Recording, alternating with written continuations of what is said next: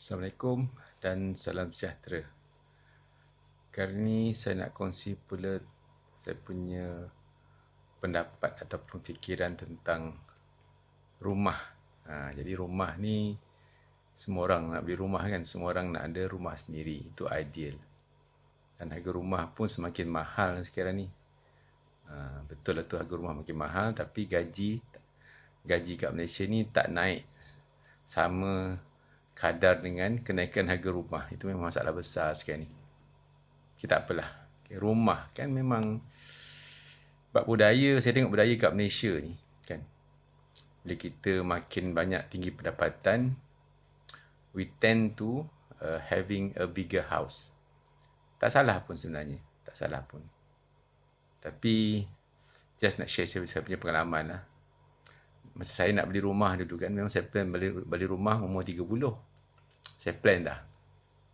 Saya plan dengan isteri saya masa tu, InsyaAllah umur 30 kita akan beli rumah. Masa tu anak kita dah nak sekolah. Okay.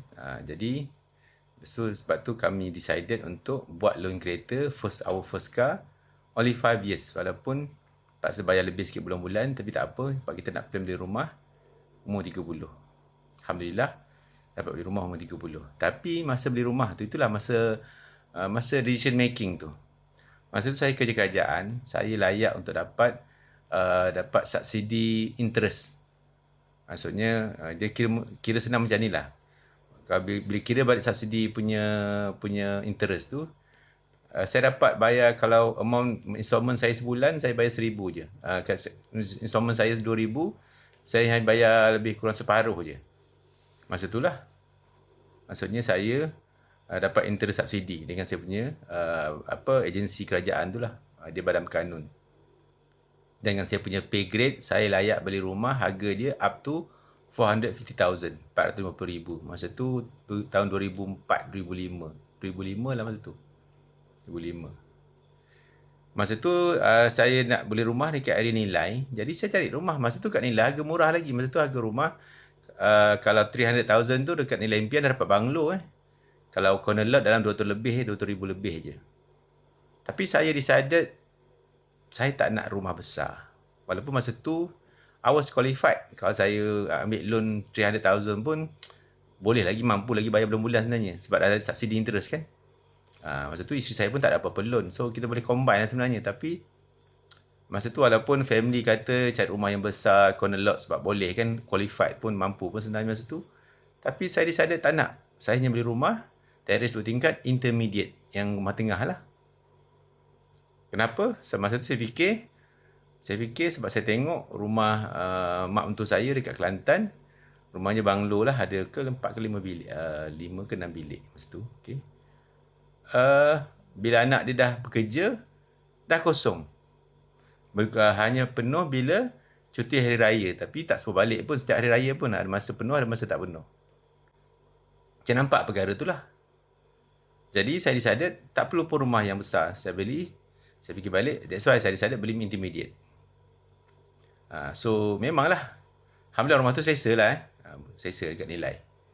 Okay, bekaan dia 24, total build up dia 2,100 square meter lah.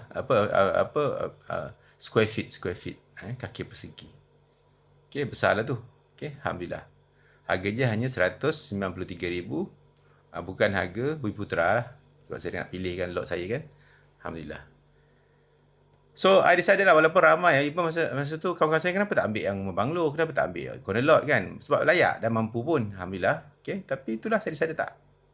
So, apa saya nak sampai kat sini ialah, rumah tak perlu besar, cuma perlu hanya cukup selesa. Selesa untuk, masa tu saya fikir untuk besarkan anak-anak saya. So, mula tu masa anak saya 4 orang, semua ada kat rumah, rasa macam penuh lah rumah tu. Penuh lah rumah tu kan. Sebab anak saya kat rumah, semua ada kat rumah. Lepas tu sekolah, tapi bila anak saya mula yang, masa anak saya yang the eldest tu, 2 tu, yang abang dia tu, form 5 nak duduk asrama, dia nak rasa duduk asrama, adik dia, nombor 2, form 4 masuk asrama. Jadi tinggal rumah 2 orang je. Kan, masa tu tinggal 4 orang kat rumah lah, saya 2 anak. Masa tu saya rasa, rumah ni rasa besar sangat. Sebab apa? Tinggal 4 orang je. Okay, kemudian bila anak saya Dua dah bekerja, kan? Dah bekerja, masuk universiti, tambahlah 4 orang kat rumah daripada 6 orang tu semua. Kemudian bila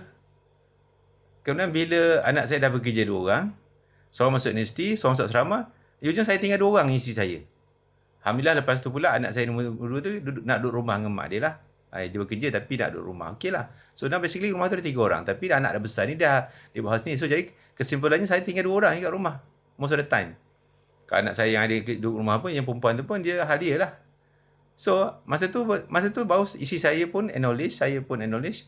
Kita acknowledge bahawa Alhamdulillah beli rumah terrace intermediate. Tak beli corner lot, tak beli banglo. Sebab kalau banglo mungkin rasa sunyi dan kosong. Dan juga nak maintain lagi kan. Alhamdulillah. I think we made the right decision lah. I made the right decision. Saya tak setuju dengan orang kata saya beli rumah besar and all that. Tapi betul lah, rumah ni tak perlu besar pun. Kan, cukup lah untuk selesa, untuk kita besarkan anak, cukup lah. Kan, selesa untuk kita, tak perlu besar. Kan. Kemudian pula bila saya dah umur macam ni kan, dah masuk 40 lebih kat 50 tu, dah mampu dah. Kan. Adalah kawan-kawan yang duk promote saya beli tanah, buat rumah persaran pula. Dia kata, beli tanah, beli rumah banglo setingkat and all that. Saya fikir buat apa rumah lagi? Rumah saya tu dah habis bayar pun 20 tahun saya buat loan. Alhamdulillah. Kan? So, nak buat rumah apa lagi? Rumah bersara? Saya dah fikir rumah saya nak pergi rumah yang bawah dah, rumah yang 6x4 tu. Kan, rumah kat kubur dah. Itu pun. Saya fikir tu, tak fikir rumah tambah rumah dah. My point here, kan. Rumah ni kan. Kemudian bila saya fikir balik kan, bila saya pergi kan, saya baca-baca balik kisah-kisah Rasulullah kan, kisah-kisah sahabat kan. Contoh Rasulullah lah, okay, Nabi kita, Rasul kita. Rumah Rasulullah kecil je. Padahal Rasulullah ni pemimpin agung. Okay, saya banyak baca cerita zaman-zaman para sahabat pun, rumah para sahabat, walaupun mereka ni pun businessman, khalifah, rumah tak besar. Okay, rumah Rasulullah kecil je. Kalau ikut saya dengan kuliah tu kan, kalau Rasulullah tidur, kalau dia tidur tu, bila kalau dia solat tu, dia bangun solat tu, kadang-kadang kaki isteri dia, Aisyah, kena tempat solat dia. Bayangkan how kecil rumah dia lah, bilik tidur dia. My point here, rumah tak perlu besar sangat. Tak perlu besar sangat pun. Kan? Sebab besok bila rumah kita dah tua, siapa nak jaga? Untuk anak-anak. Kalau dia duduk kat situ, kalau dia kerja kat situ, kalau rezeki dia kat situ.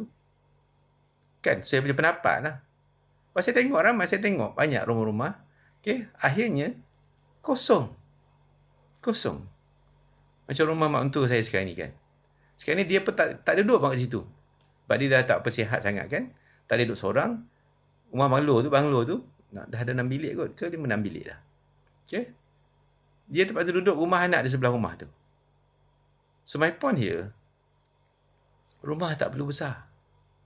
Cukuplah untuk kita comfortable enough untuk besarkan anak. Kemudian untuk kita berkumpul dengan keluarga. Anak-anak balik berapa? Sekarang ni anak-anak bukan ramai. Zaman sekarang anak bukan ramai pun. Saya ni ramai lagi lah. Nama anak saya dah ada 6 orang kan. Ramai jugalah. Tapi sekarang anak bukan ramai pun. So rumah besar-besar buat apa?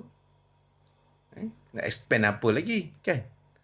Itulah. So my point here, rumah cukup yang selesa sajalah. Tak perlu besar-besar pun.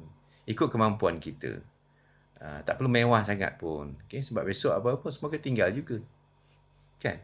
Harta ni banyak mana pun bukan boleh bawa mati pun. Betul lah. Kalau harta kita tu besok kita mati, yang bergaduh anak-anak, kita juga seksa dalam kubur tu. Harta. Kan, itulah saya punya pendapat. Terpulanglah saya punya pendapat kan. Maksud saya, rumah tak perlu besar sebab senang je. Rumah Rasulullah besar ke? Kan, rumah Rasulullah besar ke? Tak besar rumah Rasulullah. Kan?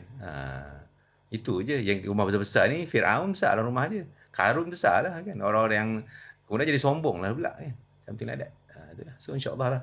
Okay, kalau besar tak apa, tapi bagi saya tak perlulah. Okay, cukuplah sekadarnya untuk kita tinggal. Kemudian anak-anak dah besar, dia kan takkan duduk rumah pun. Kan itu je lah. Itu saya pendapat. Okey, itu saya pendapat tentang rumah. Tapi yang penting rumah tu perlulah diisi dengan agama, insya-Allah. Kita tegakkan agama di rumah, baru rumah kita jadi syurga kita. Lepas tu rumah yang tidak ada agama akan jadi mati. Rumah yang tak ada bacaan Al-Quran, tak ada solat, tak ada agama diamalkan sebagai tiang dia, rumah tu akan jadi mati walaupun dia besar. Tak ke mana pun. Itulah insya-Allah itu saya punya pendapat tentang rumah.